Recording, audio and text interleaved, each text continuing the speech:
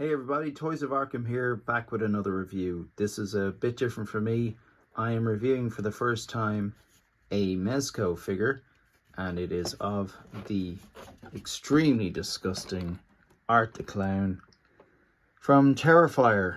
And this particular figure is brand new, out from Mezco. I'd say it was only released a couple of days ago. I got mine from Mad About Horror, and it is like a mini Hot Toys figure. It's the best way I can describe it. Has real clothing, very accurate sculpting, and as I open it, this thing falls out. So I've got a sort of instruction book here and multiple layers of accessories. Haven't opened it yet. All I can say is it presents, like, as I said, a little Hot Toys figure. What a disgusting, gruesome image here. So this figure is, again, another one not for the kids. It is horrific, and look at all this stuff it comes with. My God, the fun you can have with this, with figure photography.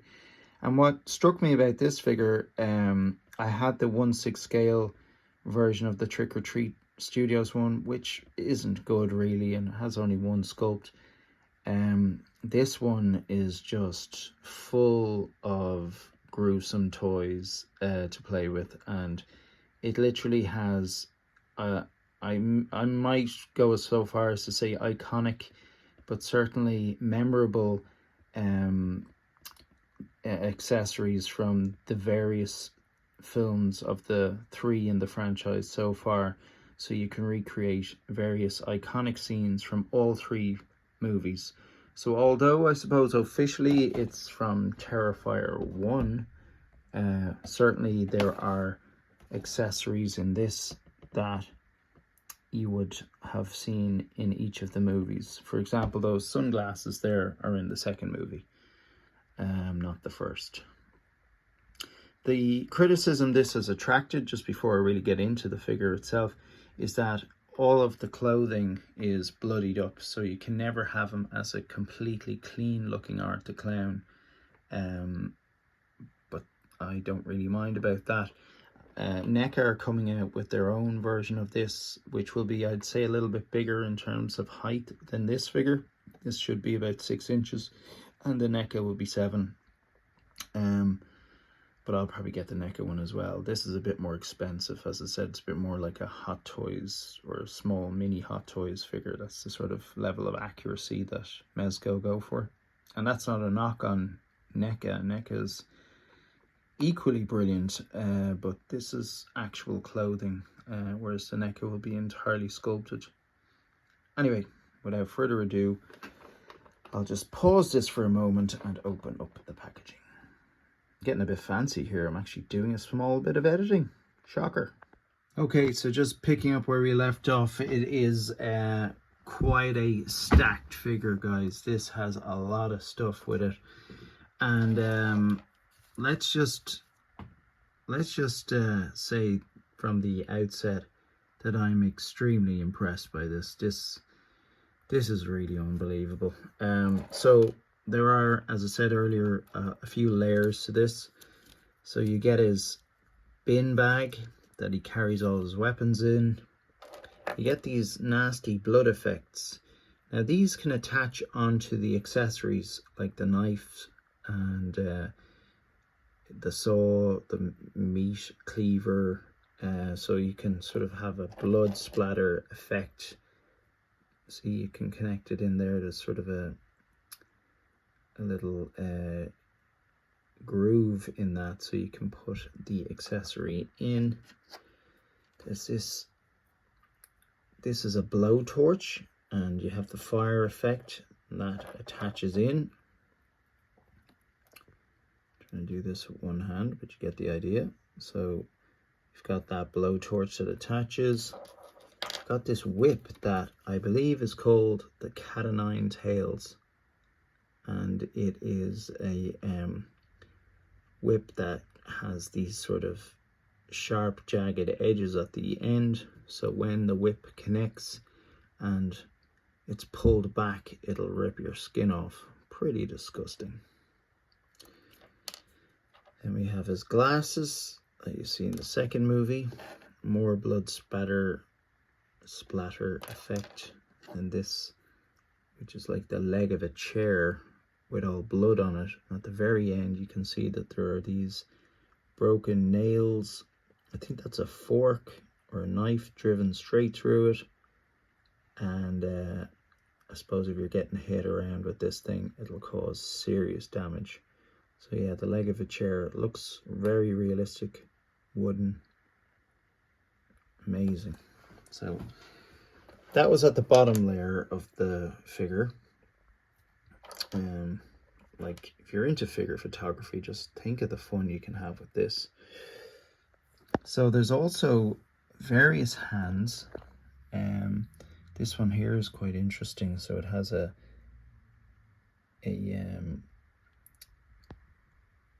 sorry, I'm just trying to focus this. Yeah, so it has a syringe attached in. Obviously the hands are all bloodied up. We have this, which has a scalpel. Sorry, that's blurring as well. We have a brain.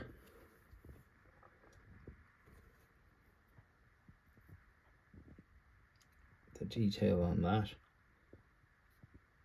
Disgusting. So various hands, open hands, closed hands. We have a hammer, again with blood on it. This is the best way to do this. Looks very realistic. We have this bicycle horn, which of course again is pretty iconic insofar as these movies go. Sort of a hammer with a pickaxe back to it. This classic slasher kitchen knife, which has all this blood on it that looks kind of like stained, dried in blood rather than fresh blood. Got a hacksaw. We know what he does with that in the first movie. Got a meat cleaver, again with that sort of dried in blood. This is incredible. This is just disgusting. This is a severed head.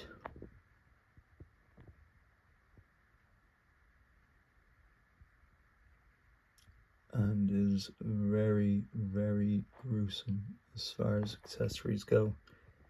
Has a real shiny blood application, which would suggest that it was freshly done by Art himself. And then we have, in total, 3 head sculpts, if you don't include the victim's head that I just showed you. So we have this, which has, as you can see, the eyes kind of looking up to the left. The blood has a real shine to it.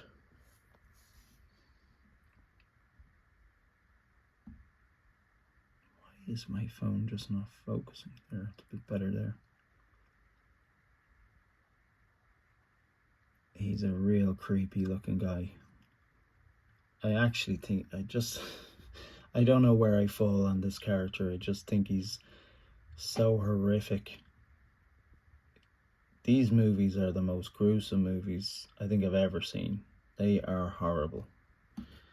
But I can't help but watch them. Then we have this absolutely maniacal, psychopathic, yelling face. And the detail on this is absolutely brilliant. I saw a review of this figure, I think there might only be one online, and I actually don't think it looked that good, but as in this face sculpt, but in hand, they're absolutely brilliant. The blood looks excellent. I really, really like it. So let's have a look at the figure itself from the feet up. So he has the clown feet on, and there's blood after dripping down onto his feet. Now, when I got this out of the box, I looked at that blood on the white side of his legs there, which would be to your left, and you can see there's a very definitive line, 3 lines going down the front of the trousers or of the clown suit. And I was thinking, oh god, is that a misprint? Have I got a bit of a dud there? Because it just looks too linear. It just doesn't look very, I don't know, splattered looking or natural looking as far as blood goes. But the figure review that has been posted has an identical application of the blood, so maybe they're just supposed to look like that. But then I looked at the promo pictures and they don't have that kind of 3-line effect on the front, so I'm not sure what's going on there, but I don't think it detracts from the whole figure, to be honest. But it's just an interesting design choice that they went with.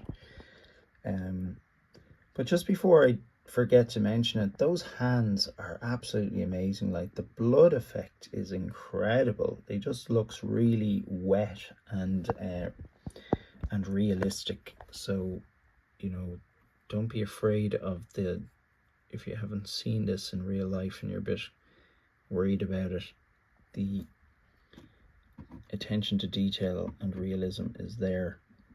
And the suit looks like it's had, I suppose, dark blood staining on it. Like, it looks like it's dried in blood rather than wet blood. I was lucky that on my figure the collar as well is sitting quite well. It's not up on any one side, which I've seen before.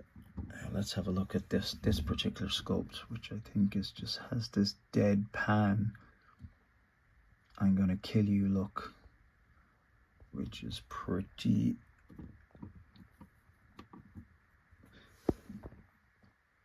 chilling, and it's as close to the sort of clean look as you're going to get out of this figure. The blood on this face sculpt is a little bit weak. It's okay, but it's not great. It has sort of just, again, it's a bit too linear, and the circles are just too perfect. It just doesn't look very naturally applied in terms of how blood might end up on your face. I can only imagine. And the figure as well, the weight is pretty decent to it. And in terms of the stature as well, he's a skinny figure. He's slim, and he's got that accuracy going on as far as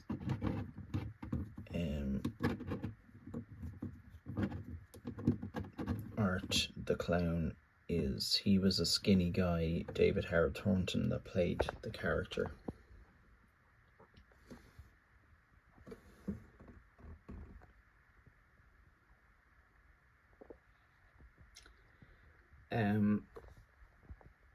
The articulation, he doesn't have sort of a way of, I suppose, hunching his shoulders forward, which really helps with characters who have a skinny kind of stature.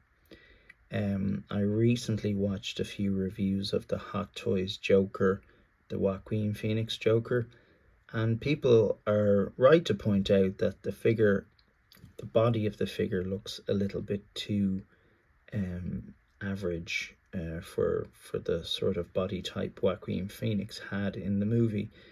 Now, I don't have that Joker figure yet, but when I do get him, I will be just hunching him forward, hunch his whole posture, curve in those shoulders, and that'll just make him look much skinnier, because people have him standing with his chest out, but sure, he never stood like that in the movie. I digress anyway, but what I'm saying is that how you pose your figures can really change the sort of posture that they, build that they have in their roles as those particular characters. So, yeah, so look, guys, I mean, you can only imagine the different looks that you're going to be able to get out of this particular character and figure. Let me just do a few here, hang on. So here's one, for example.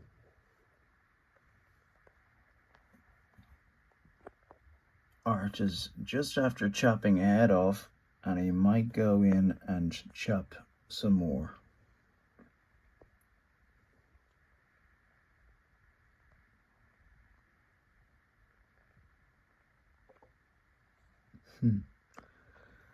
Really is gruesome.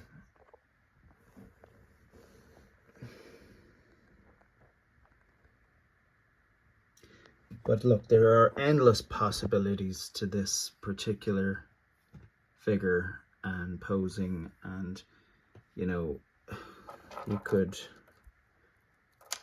put, you know, some blood splatter effect on as well. You know, anyway, there's an endless amount of poses you can put this guy in, and it's incredible. So I hope you enjoyed the review. Please like, comment if you wish, and maybe you might even think about subscribing. I will talk to you all soon. Take it easy. Bye bye.